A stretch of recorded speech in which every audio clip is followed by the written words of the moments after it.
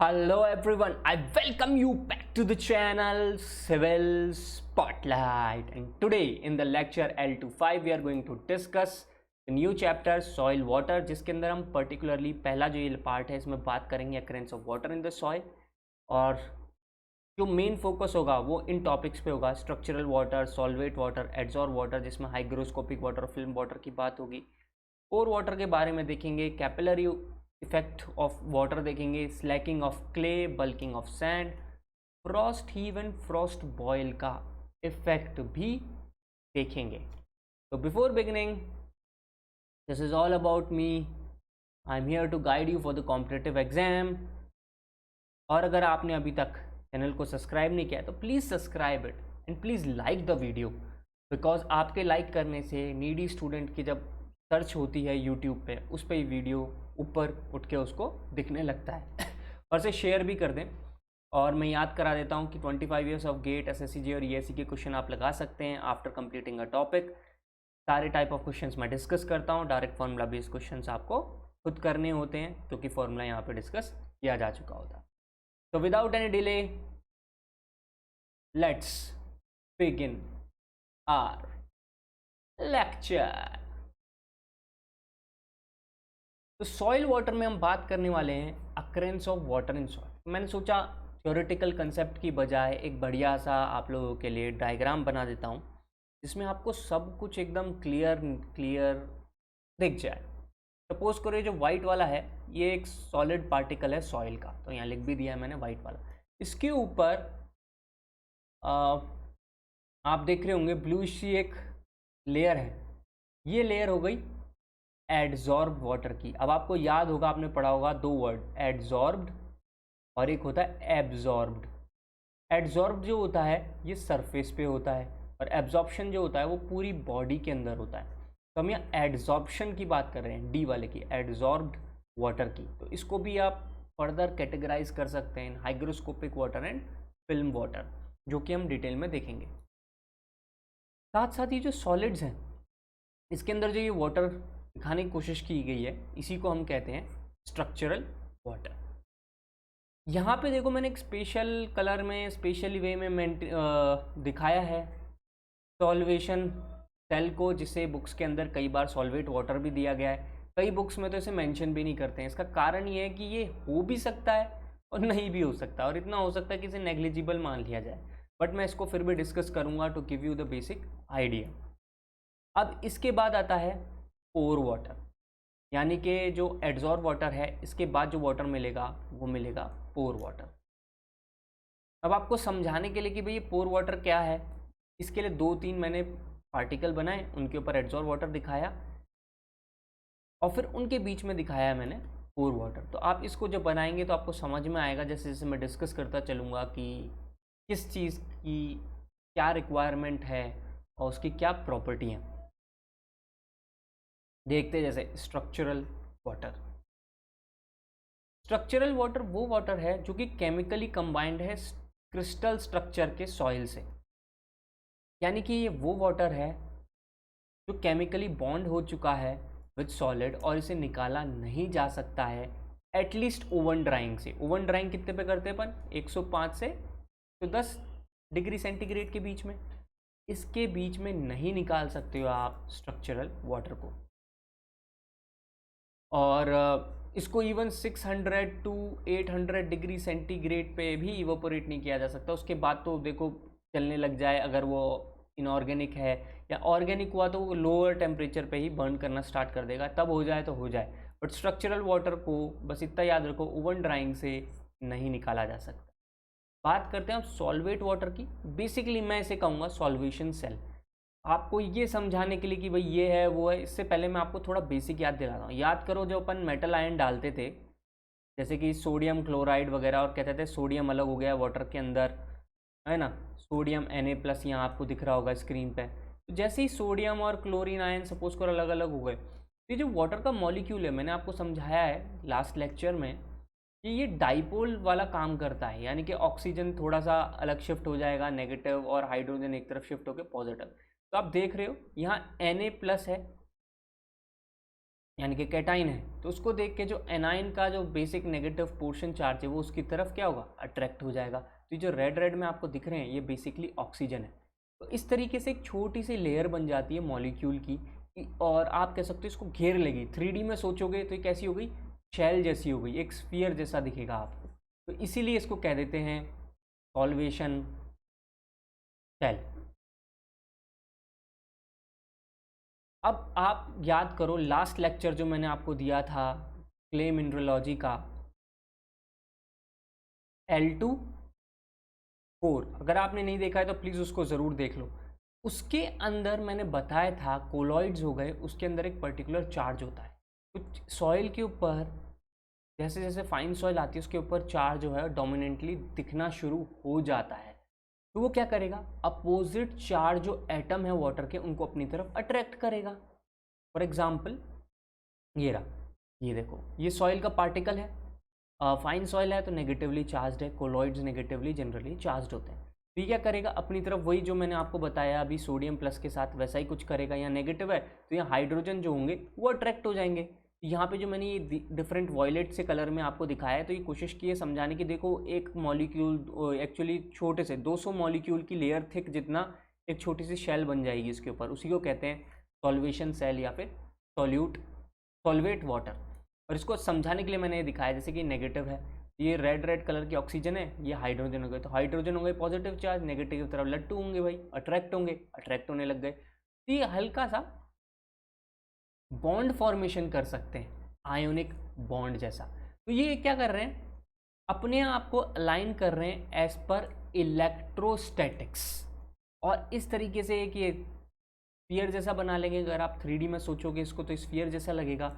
और ये 200 molecule thick जितना हो सकता है सॉइल के केस में। इसमें मैं साफ बोल रहा हूँ आयोनिक बाइंडिंग, इसलिए मैंने इसको देखो अंडरलाइन करके इटैलिक्स में कर दिया कि आप इस बात को समझो, ये आयोनिक बाइंडिंग जैसा ही स्टेज बन रहा है। और आपको और समझाने के लिए सपोज करो यहाँ पॉजिटिव चार्ज जो आता गलती से, तो क्या होगा, ऑक्सीजन भी यही काम करेगा, वो आयोनिक बाइंडिंग बना लेगा। सॉल्वेशन सेल है ये वाटर मॉलिक्यूल का, और ये पानी को क्या कहेंगे हम, सॉल्वेट वाटर। इसका एग्जाम्पल आपको कहाँ देखने को मिलेगा, कोलॉइड्स के अंदर देखने को मिलेगा। बट जो कोहेजन लेस सॉइल है सॉइल पार्टिकल के, उसके अंदर solvation water almost negligible thickness molecule layer में होगा या एब्सेंट होगा। क्यों, क्योंकि कोहेजन लेस सॉइल में चार्जेस नहीं होते हैं सरफेस के ऊपर, चार्जेस एब्सेंट होते हैं। और एक इम्पॉर्टेंट पॉइंट ये भी है, ज़रूरी नहीं कि हर बार सॉल्वेट वाटर मिले, हो सकता है ये मिले ना मिले, और ये डिपेंड भी करेगा चार्ज इंटेंसिटी पे। तो हम समझ गए कोलॉइड्स, फाइन सॉइल जैसे कि क्ले हो गया, कोलॉइड्स हो गए, इन पे तो अच्छे से देखने को मिल सकता है, बट सिल्ट पे बहुत कम। और कोहेजन लेस सॉइल जैसे कि सैंड, ग्रेवल्स, उन पे तो ये एब्सेंट ही हो जाएगा क्योंकि उसकी सरफेस पे चार्ज ही नहीं है। तो इसलिए सॉल्वेट वाटर इतना मतलब नहीं डिस्कस किया जाता है। जो डिस्कस किया जाता है वो है एडजॉर्ब्ड वाटर। और मैंने आपको बताया एडजॉर्ब वाटर के दो पार्ट हैं, हाइग्रोस्कोपिक वाटर, एक फिल्म वाटर। फिल्म वाटर नीचे है। तो एडजॉर्ब वाटर में जो प्रीडोमिनेंटली फोर्स है, क्योंकि यहाँ नेगेटिव चार्ज है, तो कौन सा फोर्स दिखाएगा, ये दिखाएगा वीक वैंडरवाल फोर्सेस, यानी कि डाइपोल चार्ज इंटरेक्शन या डाइपोल इंटरेक्शन। ये अब मैं आपको समझाऊंगा, देखो क्या हो रहा है। ये समझ गए ना कि डाइपोल जब भी आएगा बनेगा तो उसको वीक वैंडरवाल फोर्सेस की कैटेगरी में अपन डालते हैं। इसको मैंने और अच्छे से डिस्कस किया है L2-4 में, उसको ज़रूर देखो लेक्चर को। इसलिए क्ले मिनरलॉजी का लेक्चर वो बहुत इंपॉर्टेंट है, स्पेशल मैंने उस पर अटेंशन दिया था, इसीलिए कि कोई कंसेप्ट छूट ना जाए आप लोगों से। हाइग्रोस्कोपिक वाटर की अब बात करते हैं। हाइग्रोस्कोपिक वाटर में जो डाइपोल ऑफ वाटर है ना, वो इलेक्ट्रिकल चार्ज ऑफ सॉइल से अट्रैक्ट हो रहा है। आप सोच रहे होंगे मैं क्या बोल रहा हूँ, तो मैं ये बोल रहा हूँ, देखो ये सॉइल का इलेक्ट्रिक चार्ज है नेगेटिव, और ये सॉइल का पार्टिकल है। अब ये नेगेटिव है तो वाटर का मॉलिक्यूल थोड़ा डाइपोल बना सकता है, तो उसने अपने आप को डाइपोल में कन्वर्ट कर लिया, पॉजिटिव नेगेटिव, पॉजिटिव वाला पोर्शन नेगेटिव की तरफ अट्रैक्ट हो रहा है। ये कैसा हो गया, डाइपोल इलेक्ट्रोस्टैटिक अट्रैक्टिव फोर्स। बड़ा सिंपल लॉजिकल। अब आपके दिमाग में आ रहा होगा, अरे रुको रुको रुको, सॉल्वेट वाटर की बात कर रहे थे तब भी तो ऐसा कुछ था। नहीं, सॉल्वेट वाटर में आयोनिक बाइंडिंग हो जा रही थी, वाटर मॉलिक्यूल से रुका ही नहीं गया, मुंह में पानी आ गया, नेगेटिव चार्ज देके हाइड्रोजन बने, फटाफट एकदम थोड़ा सा स्ट्रॉन्ग सा बॉन्ड बना लिया। Whereas this is dipole electrostatic attraction, यानी कि वेंडरवॉल फोर्स। और वेंडरवॉल फोर्स कैसे होते हैं? वीक फोर्सेस होते हैं। दोनों में कंफ्यूज मत करना। अब आई होप मैंने बहुत अच्छे से क्लियर कर दिया है दोनों को। अब देखो कुछ प्रॉपर्टीज़ हैं हाइग्रोस्कोपिक वाटर की, जो आपको पता चल जाए तो और अच्छा रहेगा। जैसे कि ये वाटर जो हैं जो डाइपोल से इंटरेक्ट कर रहे हैं, ऑब्वियसली ये फ्री वाटर के कंपैरिजन में इस पर्टिकुलर नेगेटिवली चार्ज सॉलिड से ज़्यादा चिपके रहेंगे। ज़्यादा चिपके रहेंगे तो हमें ज़्यादा डेंसिटी मिलेगी इस पर्टिकुलर टाइप ऑफ वाटर की, ज़्यादा विस्कोसिटी मिलेगी, हायर बॉइलिंग पॉइंट मिलेगा और हायर फ्रीजिंग पॉइंट मिलेगा, क्योंकि ये अपना जो बेसिक नेचर है उसको फ्रीली नहीं फॉलो कर पाएंगे because they are attractive towards the negative charge. But अगर आपने ओवन ड्राइंग में डाल दिया सॉइल को, और ओवन ड्राइंग कित पे करते हैं? 105 से 110 डिग्री सेंटीग्रेड पे, तो हाइग्रोस्कोपिक वाटर भी इवापोरेट हो जाता है। देखा कितनी इंपॉर्टेंट इन्फॉर्मेशन है। स्ट्रक्चरल वाटर नहीं होता है, हाइग्रोस्कोपिक वाटर इवापोरेट हो जाएगा। अब आता है सबसे इंपॉर्टेंट क्वेश्चन कि सर ये पानी आएगा कहाँ से? देखो ये वाटर है ना, आता है generally this is absorb by soil from atmosphere, यानी कि एटमॉस्फियर में जो मॉइस्चर होता है उसको सॉइल अपनी तरफ अट्रैक्ट कर रहा है। इसी बात से आप अंदाज़ा लगा सकते हो कि कितना अट्रैक्टिव फोर्स होगा ये। साथ साथ अगर आप ये भी कह सकते हो, अगर ड्राई सॉइल के अंदर वाटर को फ्लो करा दिया जाए तो सबसे पहला जो लेयर बनेगा ना उसके सरफेस के ऊपर एड्जॉर्प्शन के साथ, वो बनेगा हाइग्रोस्कोपिक वाटर का लेयर। करेक्ट। और ये जो वाटर है इसको ना ग्रेविटी से इफेक्ट होता है ना कैपिलरी से, यानी कि ये सॉइल मॉलिक्यूल के साथ चिपक गया है, ये बहेगा भी नहीं, ये यहीं लगा रहेगा, इसके साथ पानी बहता रहे भले से इसके नीचे, यानी कि इसीलिए अब देखो मैंने ये बनाया, ये जो एड्जॉर्ब वाटर है ना ये इसी से चिपका रहेगा। जो पानी बहेगा असलियत में सॉइल के अंदर वो होता है पोर वाटर। और आप जैसे पंपिंग करते हो ना, पंप करके एक्वीफर से या किसी वेल से, ट्यूब वेल से पानी निकालते अपन, तो कौन सा वाटर निकल के आएगा? पोर वाटर बाहर निकल के आएगा। हाइग्रोस्कोपिक वाटर को तो बाहर निकाल ही नहीं सकते। ये भी मैंने नीचे लिखा हुआ है, एक बार बताऊंगा मैं आपको। पहले हम देखते हैं फिल्म वाटर। फिल्म वाटर क्या है? एक्चुअल में पहली लेयर तो डाइपोल और इलेक्ट्रोस्टैटिक का अट्रैक्टिव फोर्सेस बना चुकी है। अब जो सेकंड लेयर है वो फॉलो करेंगी डाइपोल डाइपोल इंटरेक्शन। तो एक ये जो डाइपोल बना था ना, इसकी वजह से एक और डाइपोल बन जाएगा वाटर मॉलिक्यूल का, और इनके बीच में और थोड़ा सा ज़्यादा वीक आपको देखने को मिलेगा अट्रैक्टिव फोर्स। आई बात समझ में? ये जो लेयर है ये फर्स्ट लेयर हो गई, और इसके बाद एक सेकंड लेयर बन गई। तो जो सेकंड लेयर है ना भाई, इसी को कह रहे हैं अपन फिल्म वाटर। अगेन यही जब ओवन ड्राइंग में उड़ जा रही है हाइग्रोस्कोपिक लेयर, तो फिल्म वाटर की लेयर तो उड़ी जाएगी, ये तो और भी वीकली बॉन्डेड है। डेफिनेटली ये भी रिमूव की जा सकती है ओवन ड्राइंग से। हाँ, ये भी क्योंकि वीक फोर्सेस से अट्रैक्टेड है हाइग्रोस्कोपिक लेयर पे, तो इसके ऊपर भी ग्रेविटी और कैपिलरी का इफेक्ट नहीं होता है। अब आप देखो ध्यान से, एक नेगेटिवली चार्ज सॉलिड पार्टिकल पे दो लेयर ऑफ वाटर चिपक गए। एक हो गया हाइग्रोस्कोपिक वाटर, दूसरी है फिल्म वाटर। तो दो लेयर हुई कि नहीं? इसी को कहते हैं डबल लेयर डिफ्यूजन थ्योरी या double layer diffusion concept. Simple. तो I tried my best to explain even double layer diffusion part as simple as possible. अब देखो मैंने यहाँ नोट करके लिखा है एड्जॉर्ब्ड वाटर। अब एड्जॉर्ब वाटर है तो इसका मतलब एक तो हो गया हाइग्रोस्कोपिक वाटर और film water. Can not be extracted by plant, crops and trees, यानी कि एक तो ये पंप भी नहीं निकाल पा रहा है इसको, यहाँ तक कि जो रूट्स हैं प्लांट्स की, क्रॉप्स की, ट्रीज की, वो भी इस वाटर को, एड्जॉर्ब वाटर को अपने ग्रोथ पर्पस के लिए यूज़ नहीं कर सकते। तो आप यहीं पे मैं लिख भी देता हूँ,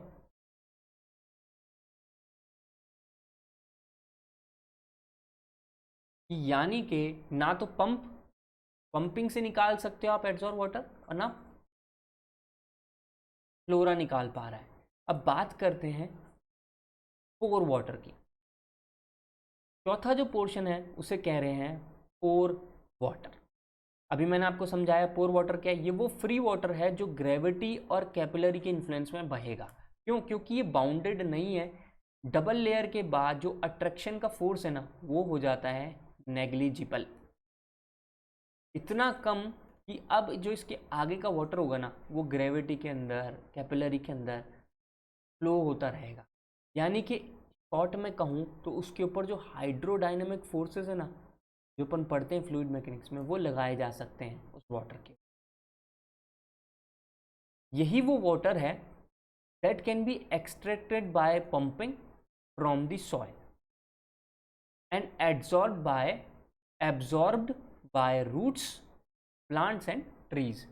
और साफ लिख दिया not hygroscopic and film water. बार बार मैं रिपीट कर रहा हूँ कि स्पेसिफिक एक बार क्वेश्चन, एक बार नहीं कई बार क्वेश्चन आ चुका है। अगर आप एसएससी जेईई और ईएससी में देखें तो वो पूछ लेते हैं, जैसे वो कहते हैं ना A1 2 3, फिर ऑप्शन ए कहते हैं 1 and 2 आर करेक्ट, बी में 2 and 3 आर करेक्ट। वो वाला जो ऑप्शन होता है ना, उसके अंदर आपको ऐसा क्वेश्चन देखने को मिल जाएगा।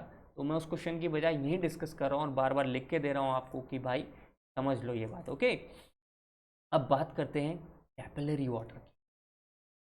कैपिलरी वाटर आप लोगों ने पहले तो इसको अपन स्कूल टाइम में 11th-12th में पढ़ते हैं, फिर फर्स्ट ईयर में पढ़ते हैं, फिर सिविल इंजीनियरिंग में सॉइल में पढ़ेंगे, फ्लूइड मैकेनिक्स में पढ़ेंगे। बड़ा इंटरेस्टिंग और बहुत ही इम्पॉर्टेंट पार्ट है ये कैपिलरी वाटर। तो कैपिलरी वाटर क्या होता है सर? कैपिलरी वाटर वो वाटर है जो कि सरफेस टेंशन की वजह से जब कैपिलरी ट्यूब डाली जाती है तो उस पर वो राइज कर जाता है।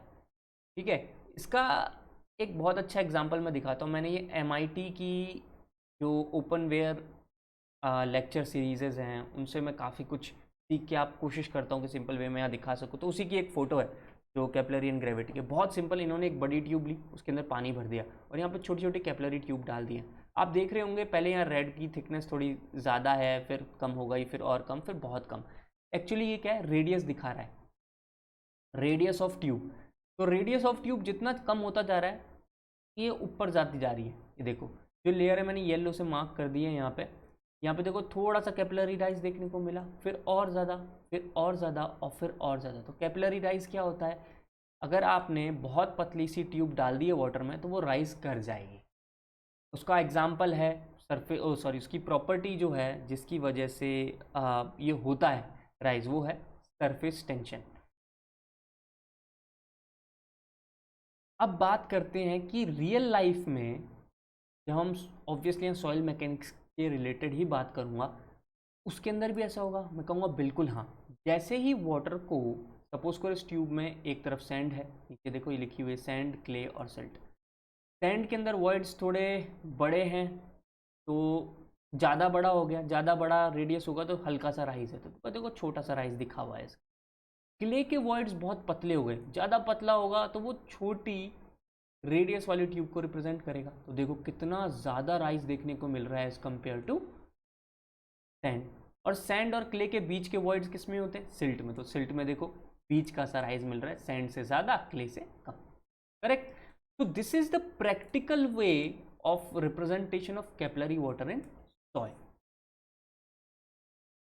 अब आपको याद होगा फ्लूइड मैकेनिक्स का मैं यहाँ डेरिवेशन नहीं कराऊंगा, या बुक्स में देख सकते हो, मैं हमेशा बोलता हूँ जो इंपॉर्टेंट है वही कराऊंगा। तो सरफेस टेंशन की वजह से ऊपर चला गया है। ये कैपिलरी ट्यूब थी जिसका रेडियस r था, तो डायामीटर 2r हो गया। आपको पता है सरफेस टेंशन फोर्सेस कुछ इस तरीके से लगेंगे। के अंदर ये थीटा एंगल है, एंगल ऑफ वेटिंग कहते हैं जिसे। और सपोज करो हाइट ऑफ राइज जो है वो h है, तो h is 2 sigma S T cos theta by rho g r. Rho हो गया density of water, acceleration due to gravity is g, r is radius of tube, sigma st is surface tension forces, Newton पर metre इसकी unit होती है। cos theta आ जाता है derivation से। तो बेसिकली ये हाइट है। तो मैंने ये लिख भी दिया है, आप पॉज करके लिख सकते हो अगर आपको नहीं पता है, बट मेरे को लगता है सभी स्टूडेंट्स को ये वाला फॉर्मूला पता होगा। तो I am not focusing on that, but मैं इसके इंपॉर्टेंट पार्ट पे फोकस करता हूँ।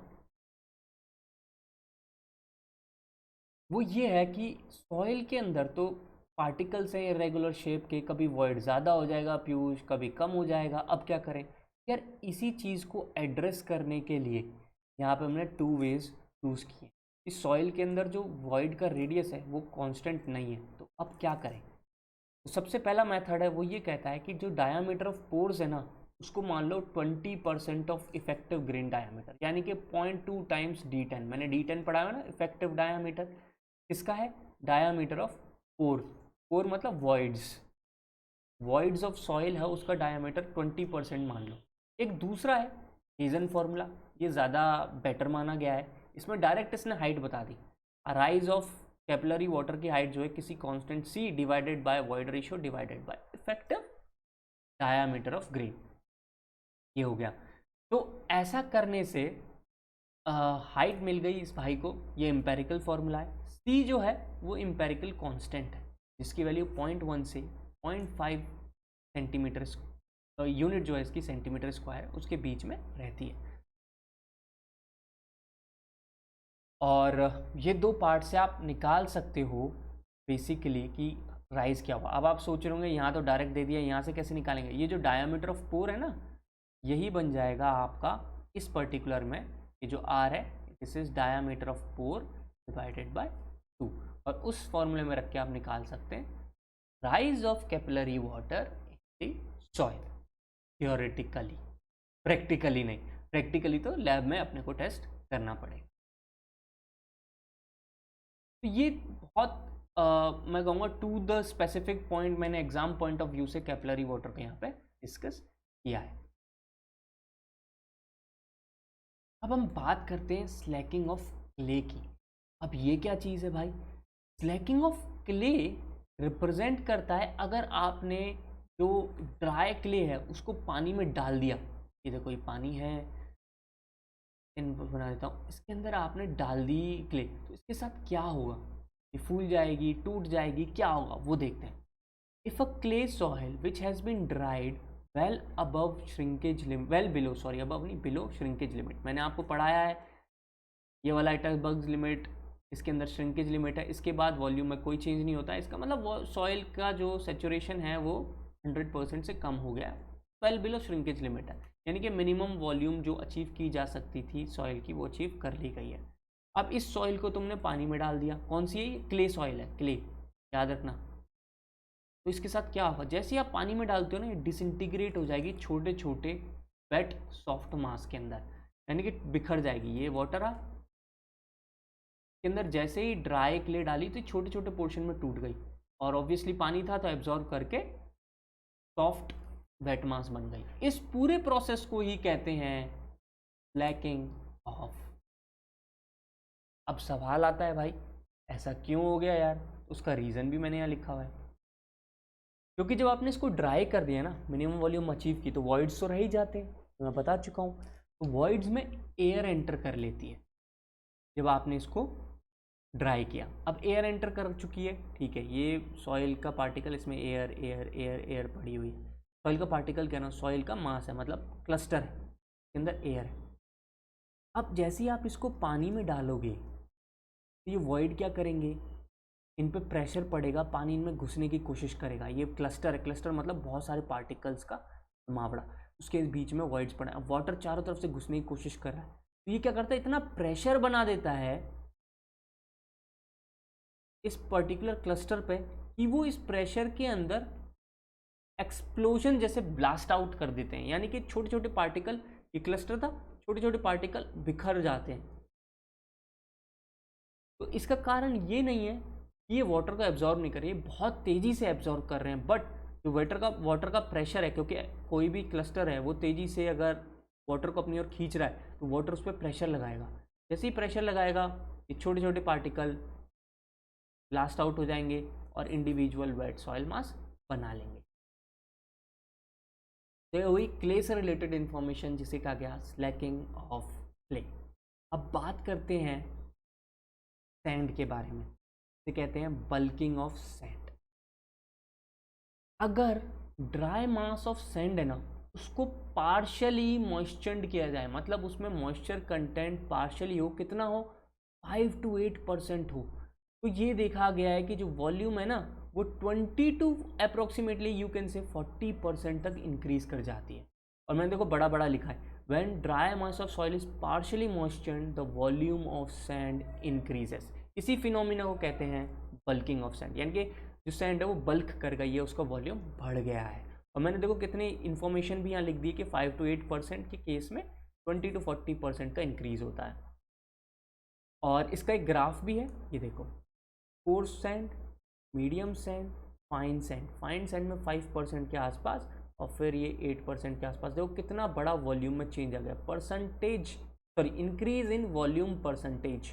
तो वॉल्यूम परसेंटेज कितनी बढ़ चुकी है जरा से। और इसके बाद देखो जैसे 10% के नीचे आ रही है, गिर के वापस अपने ओरिजिनल स्टेट में आ जा रही है। कितना इंटरेस्टिंग है ना। इसका रीज़न भी देखेंगे। तो with high increase in moisture volume increases up to a limit, sorry high कह रहा हूँ, with increase in moisture, and फिर उसके बाद वॉल्यूम वापस से डिक्रीज कर जाती है, जो कि आपको ग्राफ में दिख रहा है। अब इसका रीज़न क्या है? ऑब्वियसली एग्जाम में तो रीज़न पूछा जाएगा, या ये पूछ सकते हैं बल्किंग ऑफ सैंड क्या था। Bulking of sand is increase in volume of sand when it is partially moistured.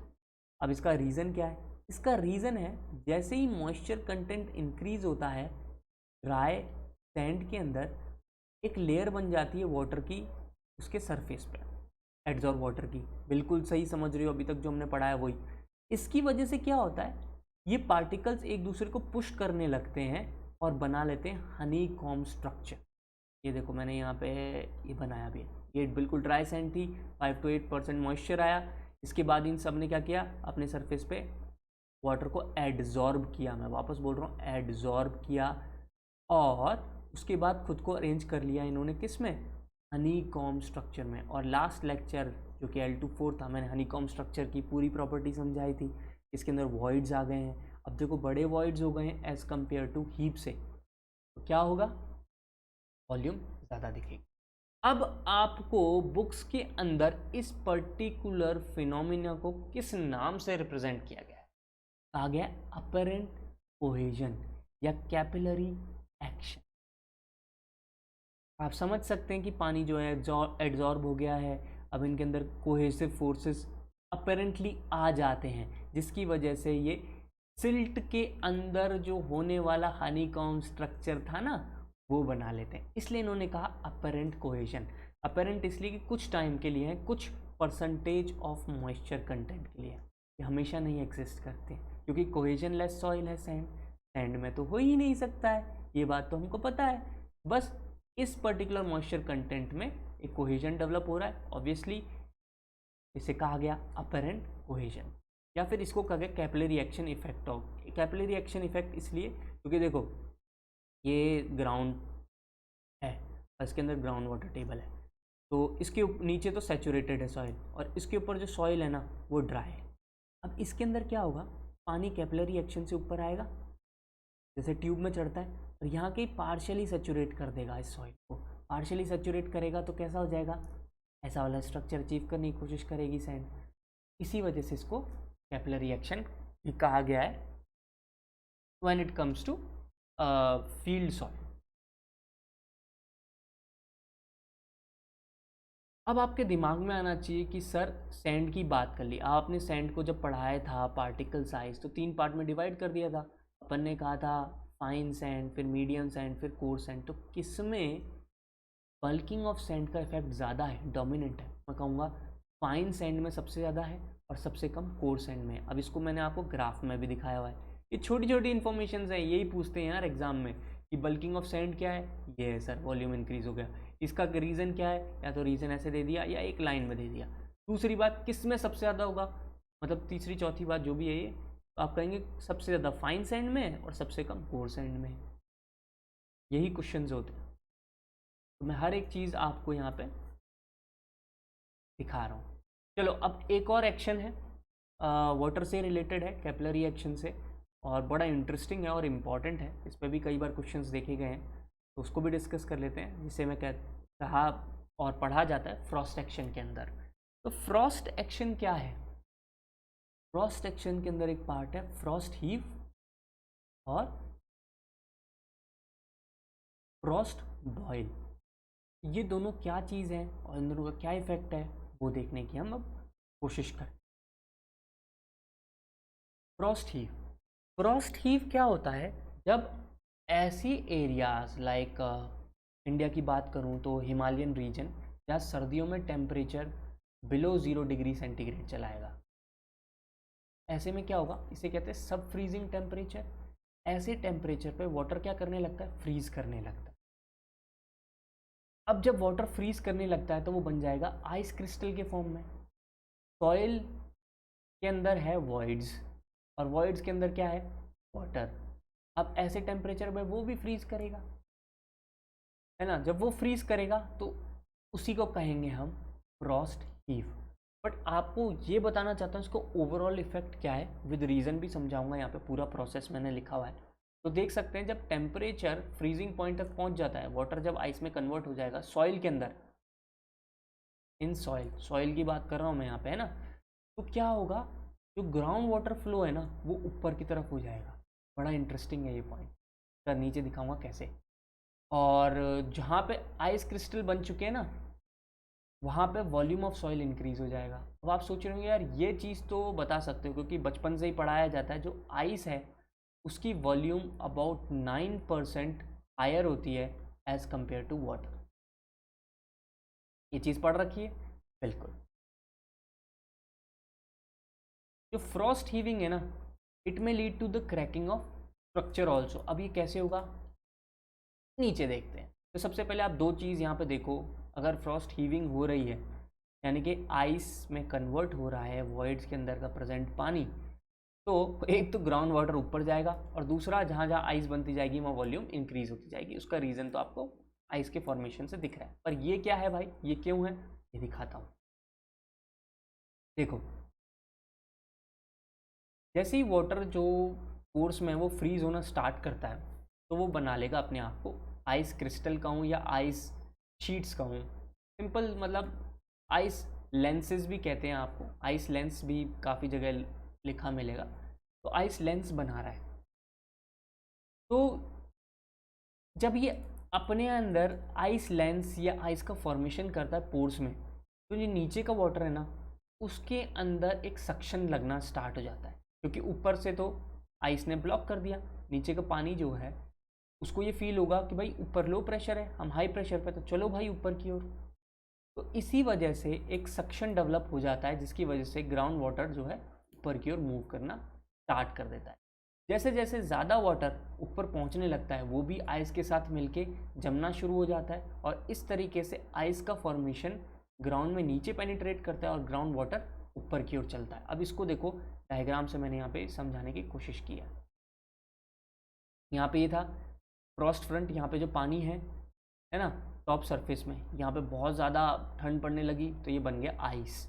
अब आइस बन गया तो ऊपर का सिस्टम हो गया ब्लॉक, सक्शन जैसा इफेक्ट डेवलप होने लगेगा, और ये आइस क्रिस्टल बनने से नीचे का जो पानी है ये ऊपर की तरफ मूव कर रहा है। अभी ऊपर की तरफ मूव करेगा तो इस आइस से टकराएगा, इस आइस से टकराएगा तो ये भी फ्रीज हो जाएगा। तो ये देखो आइस पहले से ज़्यादा हो गई है, बढ़ने लग गई। तो आइस लेंस जो पहले था अभी बढ़ता जा रहा है नीचे की ओर, और ग्राउंड वाटर ऊपर की ओर मूव कर रहा है और आइस लेंस नीचे की ओर मूव।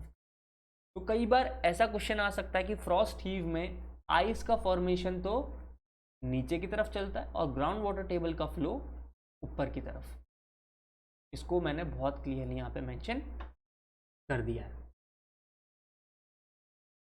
अब आते हैं एक और पार्ट में, भाई इसका इफेक्ट क्या है, क्यों मैंने ये लिख दिया था ब्रैकेट में डाल के कि फ्रॉस्ट हीविंग की वजह से स्ट्रक्चर्स क्रैक कर सकते हैं। तो ये देखो इसका एक बहुत बढ़िया डायग्राम मैंने बनाया है। यहाँ पे देखो छोटा सा आइस लेंस था, और सपोज करो आपने रिजिड पेमेंट डाला हुआ है। रिजिड पेमेंट मतलब सीमेंट कॉन्क्रीट की रोड। अब आइस लेंस पानी के फ्लो की वजह से बढ़ गया तो यहाँ वॉल्यूम इंक्रीज होएगी। मैंने बता दिया कि आइस की जो वॉल्यूम है 9% ज़्यादा एज़ कम्पेयर टू वाटर। ठीक है यार, अब इससे क्या होगा, जब वॉल्यूम बढ़ गई तो ये वाला जो सॉइल है ना ये ऊपर की ओर उठेगा। ऊपर की ओर उठेगा तो ये जो कंक्रीट का स्ट्रक्चर था इस पर फोर्स लगा, ये भी ऊपर उठ गया। ऊपर उठेगा तो कंक्रीट क्या हो सकता है, क्रैक हो सकता है। तो फ्रॉस्ट हीव का ये नेगेटिव इफेक्ट है हमारे स्ट्रक्चर के लिए। सॉइल के लिए क्या है वो भी मैं समझा चुका हूँ कि ग्राउंड वाटर फ्लो करेगा, बढ़ गया वॉल्यूम, और इसका इफेक्ट आ गया स्ट्रक्चर पे। अब आपके दिमाग में आना चाहिए चलो भाई आइस तो बन गई, अब आइस कभी ना कभी तो पिघलेगी। आओ उसको कहते हैं फ्रॉस्ट बॉयल या फिर थॉ साइकिल। थॉ साइकिल का मतलब है वाटर का मेल्ट होना। इस बात को बहुत क्लियरली वर्ड को पकड़ लो। जब वाटर मेल्ट करेगा तो इसके पोर्स में वो पानी की फॉर्म में आ जाएगा। जैसे ही पानी की फॉर्म में आएगा तो सॉइल का, अब आपको पता है कि भाई सॉइल हो जाएगी सॉफ्ट और उसकी शेयर स्ट्रेंथ और जो स्ट्रेंथ है कंप्रेसिव स्ट्रेंथ वो बहुत रिड्यूस हो जाएगी। यानी कि लोड कैरिंग कैपेसिटी जो सॉइल की है वो कम हो जाएगी, जिसकी वजह से सॉइल ज़्यादा सेटल करेगी। ये मैंने भी यहाँ पे दिखाया हुआ है। जैसे अब इसको थोड़ा अपने स्ट्रक्चरल फॉर्म में सोचो। अभी इसके बारे में बाद में बात करूँगा, पहले एक बार यहाँ आओ।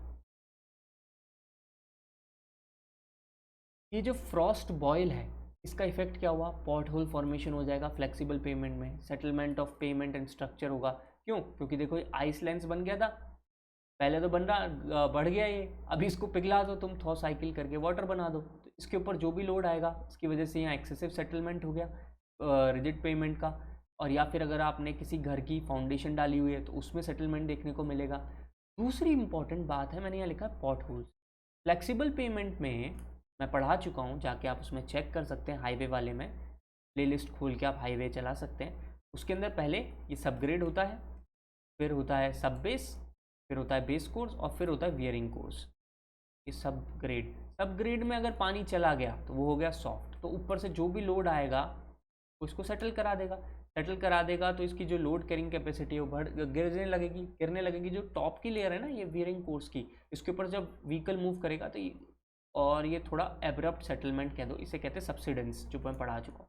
तो व्हीकल इसके ऊपर से मूव करेगा ना तो वो अपने ऊपर यहाँ जब स्ट्राइक करेगा तो ज़्यादा ट्रैक्शन लगेगा, जिसकी वजह से यहाँ पे जो पार्टिकल्स हैं वो इरोड करना स्टार्ट कर देंगे और बन जाएगा क्या?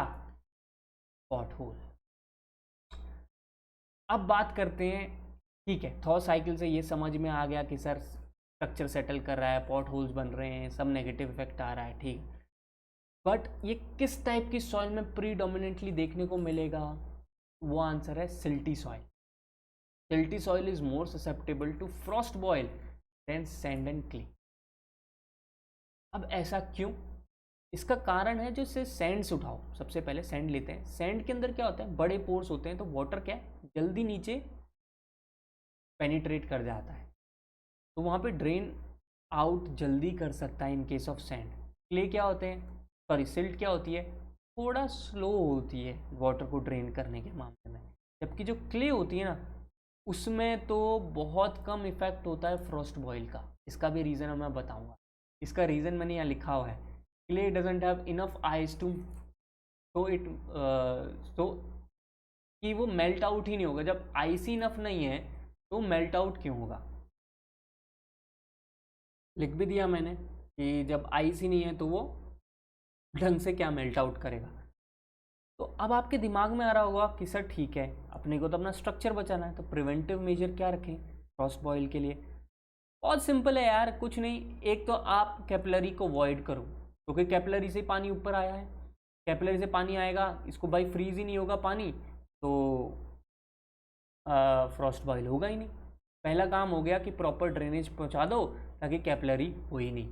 ठीक है, इसे कहते हैं सब सरफेस ड्रेनेज। एक हो गया सरफेस ड्रेनेज जो सरफेस के ऊपर हुआ, एक होगा सब सरफेस मतलब सरफेस के नीचे। तो ऐसा ड्रेनेज सिस्टम प्रोवाइड किया जा सकता है in form of perforated pipes. दूसरा है जो ससेप्टेबल सॉइल है, जैसे कि सिल्ट हो गई, उसकी जगह उठा के लेस ससेप्टेबल सॉइल डाल दो। जैसे क्ले डाल सकते हो, और क्ले ज़्यादा सेटल करती है तो उसकी जगह आप डाल दो ग्रेवल्स या फिर सैंड्स। ग्रेवल्स तो बिल्कुल ही उसके अंदर एब्सेंट होता है कैपिलरी वाटर, तो ना रहेगा बांस ना बजेगी बांसुरी, साफ सीधी बात है। तो यहाँ मैंने लिख भी दिया है, provide layer of course soil and gravels.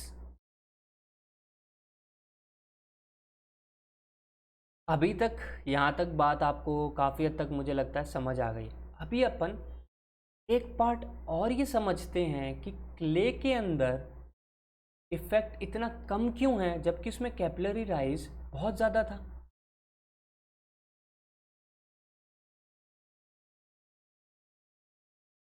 अब ये तो सबसे बड़ा क्वेश्चन होना चाहिए आप लोगों के सामने कि भाई सबसे ज़्यादा पीयूष की कैपिलरी आपने बताया राइज जो है क्ले में है, और सबसे कम सैंड में। चलो सैंड में ड्रेन आउट जल्दी कर रहा है तो वहाँ पे फ्रॉस्ट बॉयल का इफेक्ट कम है।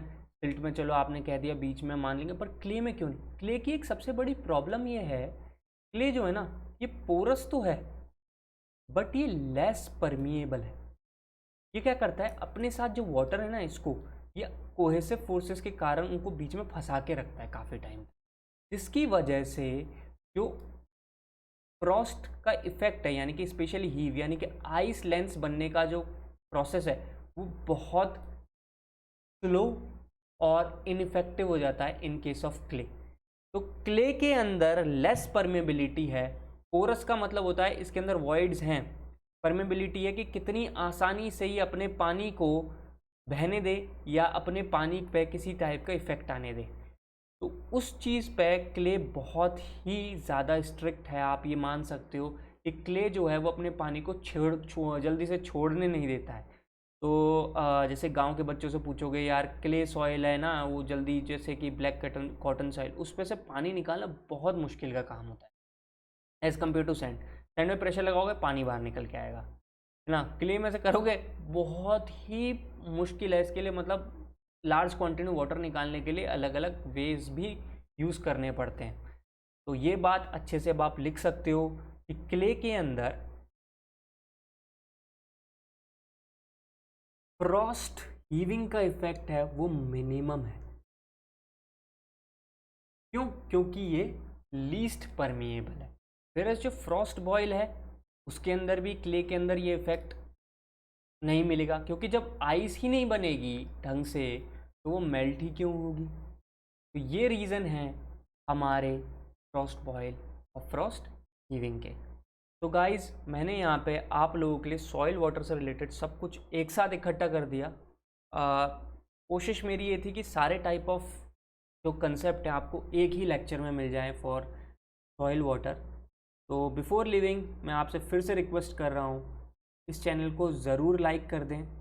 हर एक वीडियो को लाइक ज़रूर करें जो आप देखते हैं, क्योंकि आपके लाइक से ये वीडियो जब कोई बच्चा सर्च करता है तो उसके सर्च इंडेक्स जो भी है यूट्यूब पे उस पर ऊपर आता है। सब्सक्राइब करोगे तो यूज़र बेस बढ़ेगा, जिसकी वजह से अगेन जब कोई सर्च करेगा स्टूडेंट तो ये ऊपर आके दिखेगा। तो मेरी रिक्वेस्ट है आप लोगों से, आपको अच्छा लगता है तो प्लीज़ लाइक शेयर और सब्सक्राइब ज़रूर करें ताकि नीडी स्टूडेंट्स तक ये लेक्चर पहुंच सके। Signing off, God bless you all.